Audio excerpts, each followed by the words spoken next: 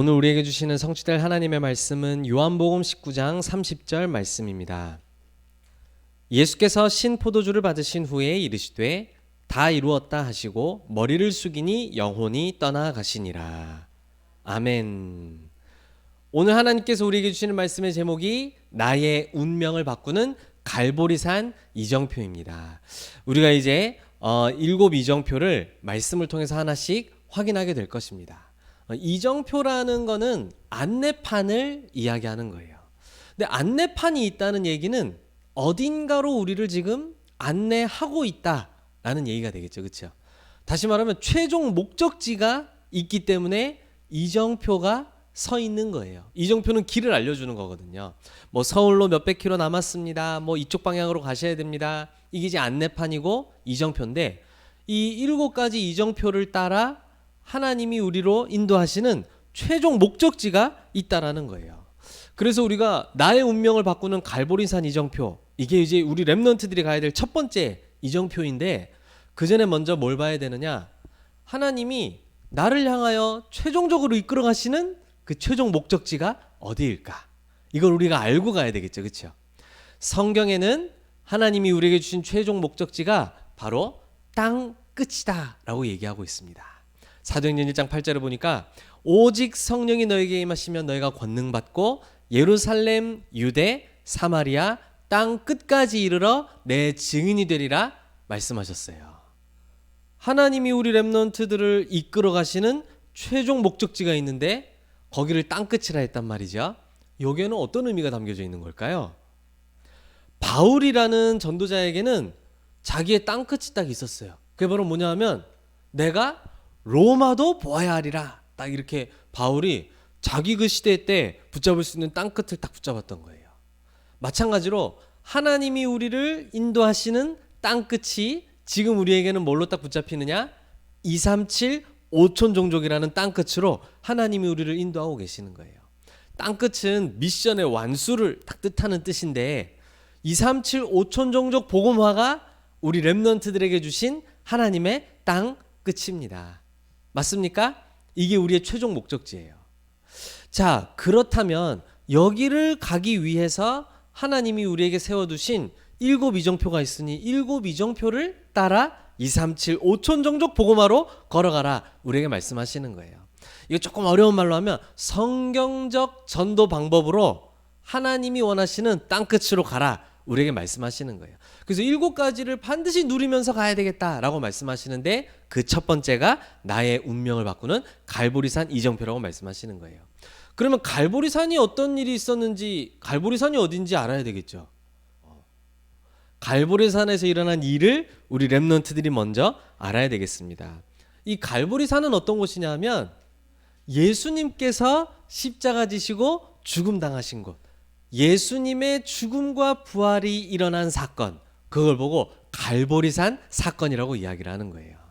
자, 그래서 죽음과 부활로 그리스도가 되신 사건이 바로 이 갈보리 사건인데 여기에 대해서 우리 렘넌트들이 꼭 알아야 될 것은 예수님이 죽음과 부활로 그리스도가 되실 것은 그 일이 있기 오래전부터 하나님의 선지자들을 통해 예언된 사건이었다라고 말씀하고 있어요.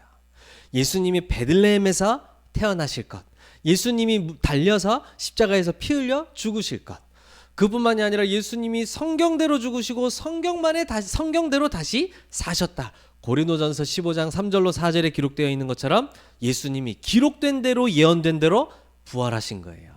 갈보리산 사건은 그냥 동네 뒷산에서 무슨 일이 일어났구나 이게 아니라 우리의 구원을 위한 그리스도의 일을 죽음과 부활로 이루신 사건인데 이게 예언되어 있던, 약속되어 있던, 좀 더 정확하게 말하면 하나님으로부터 준비되어 있던 우리의 구원을 위한 사건이라고 말씀하는 거예요.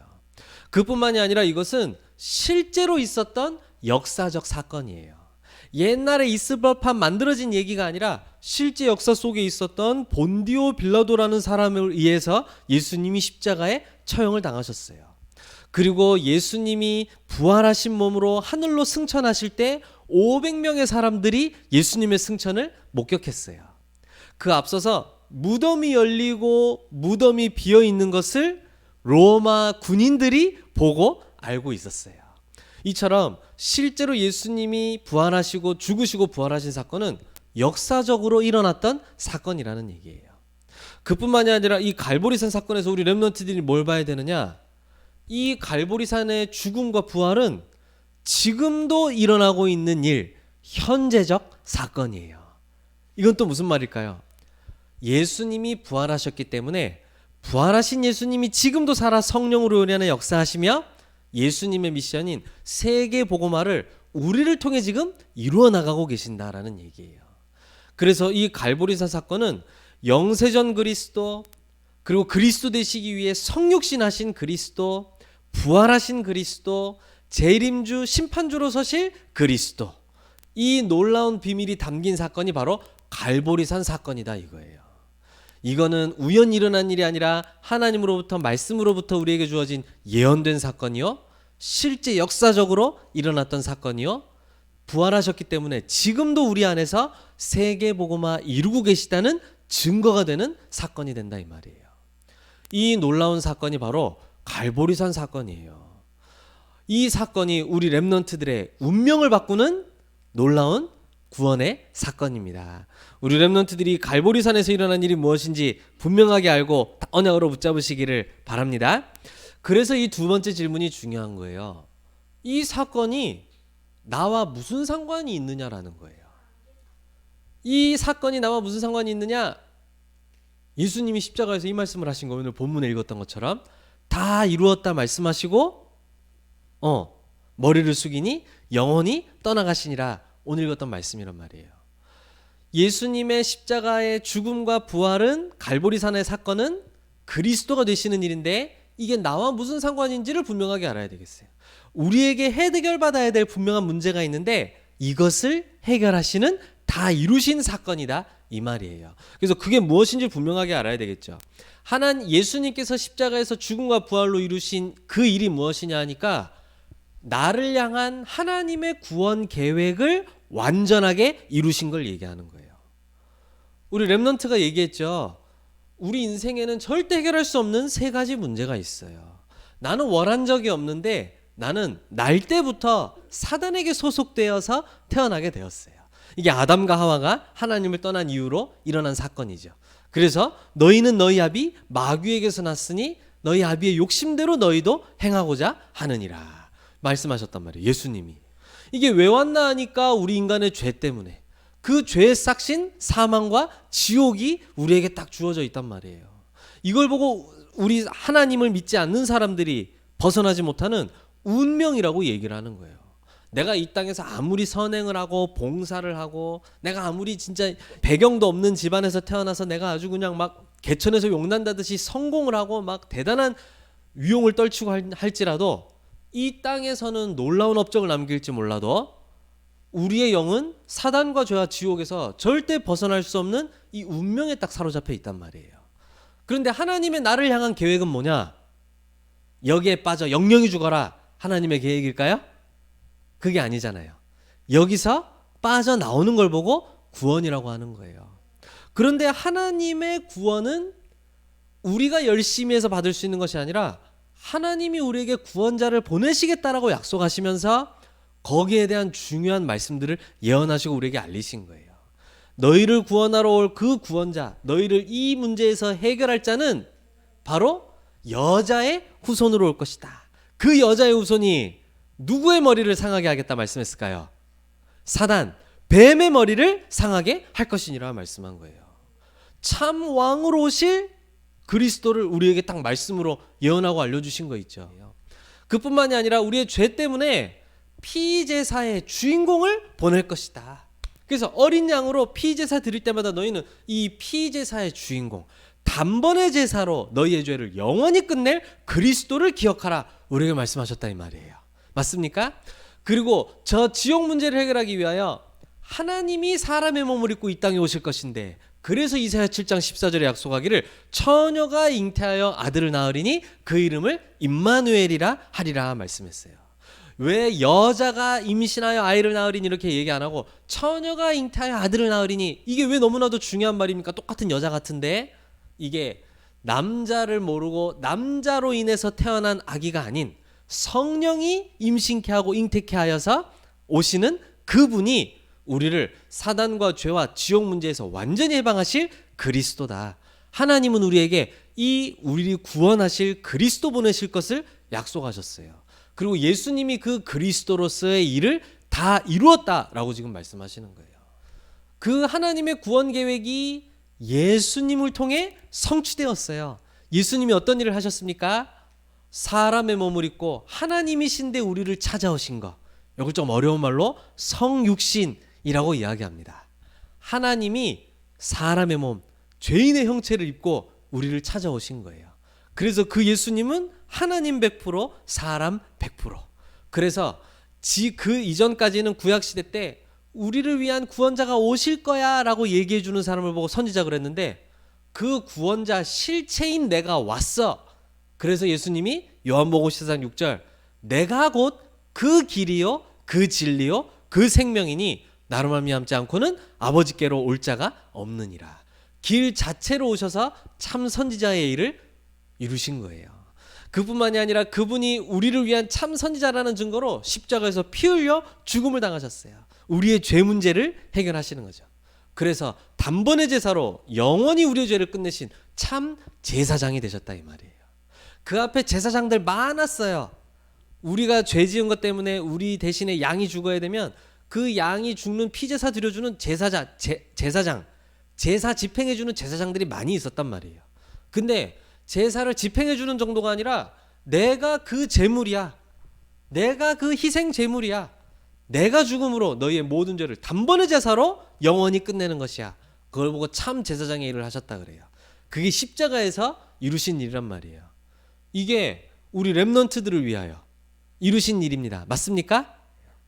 예수님은 사단의 권세를 꺾으시기 위하여 죽음을 이기고 부활하셔야 될 것이 예언되었고 실제로 부활하셨습니다.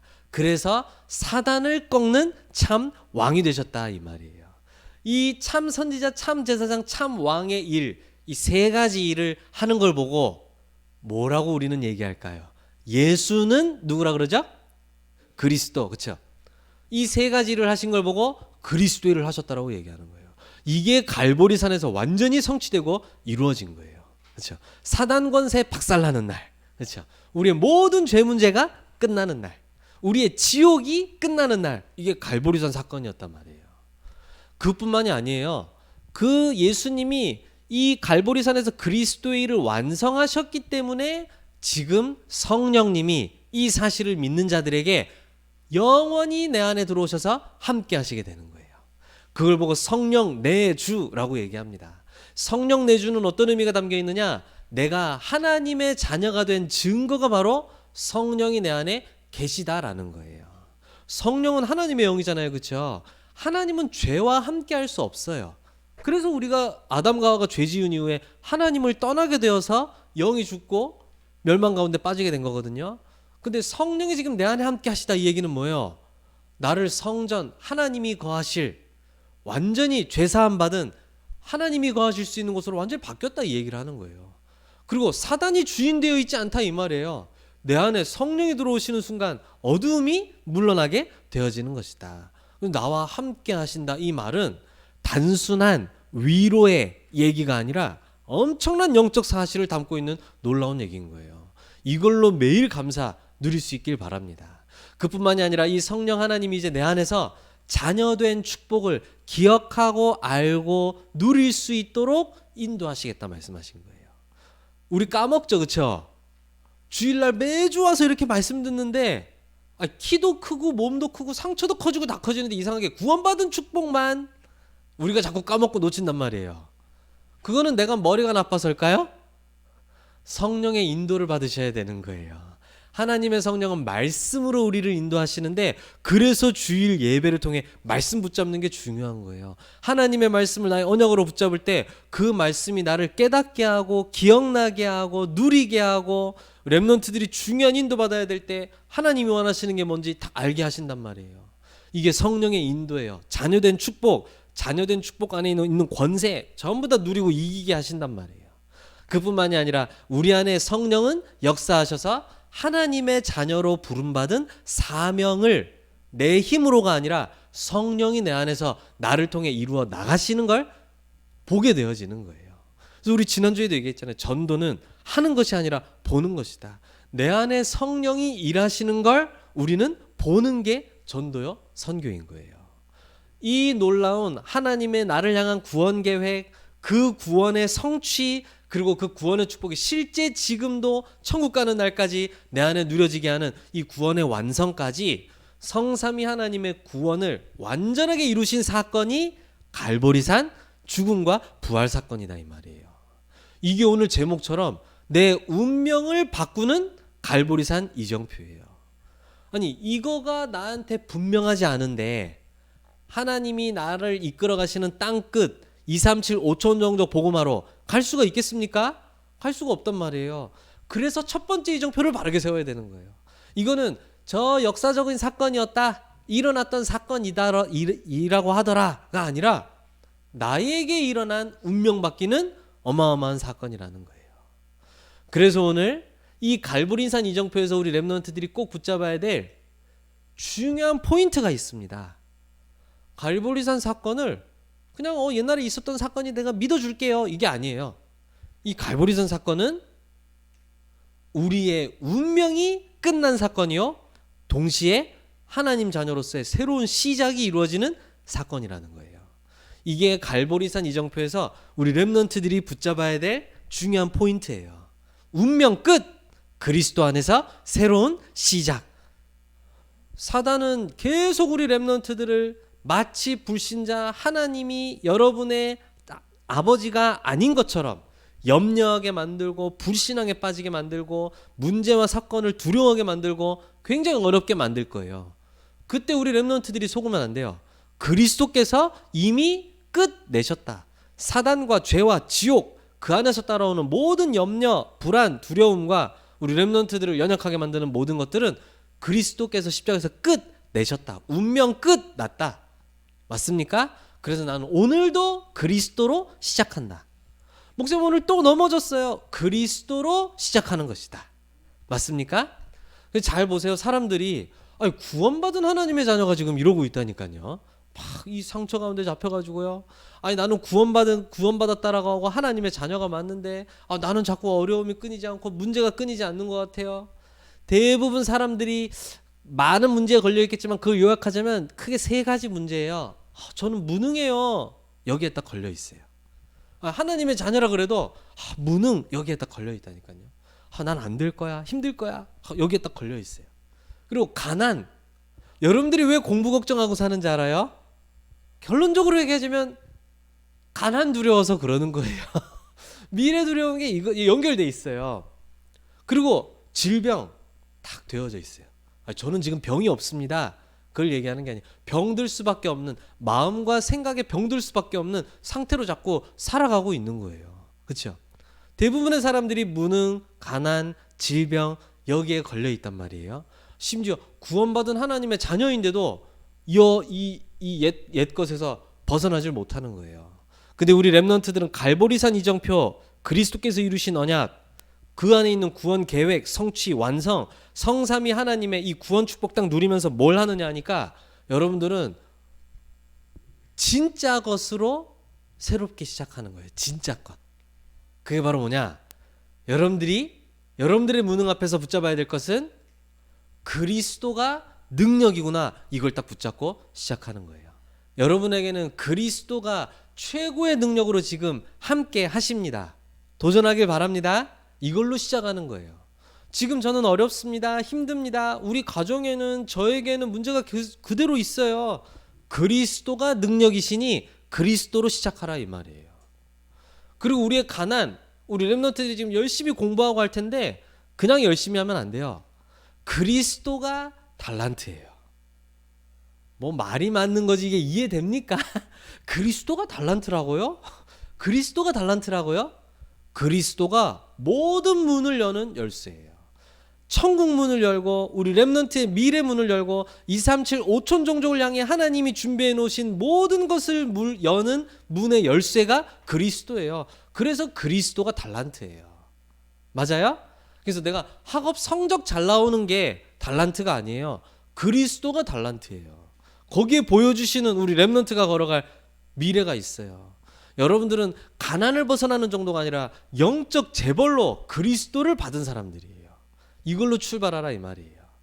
그뿐만이 아니고 우리 렘넌트들은 마음과 생각에 많은 병이 이미 들어있을 수 있어요.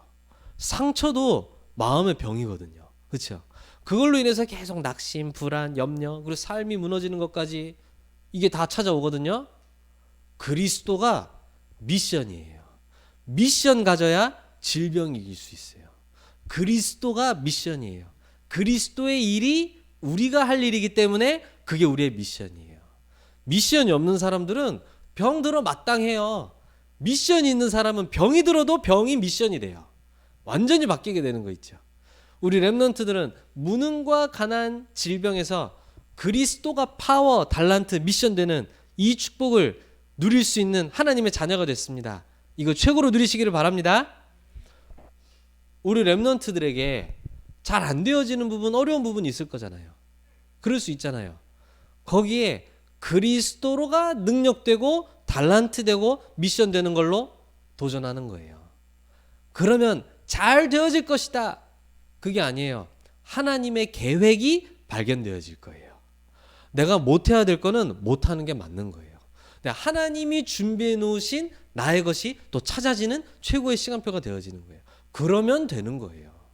우리 렘넌트들은 모든 걸 잘하는 사람이 아니라 하나님이 나에게 준비하신 것을 찾고 그걸 누리는 사람이란 말이에요.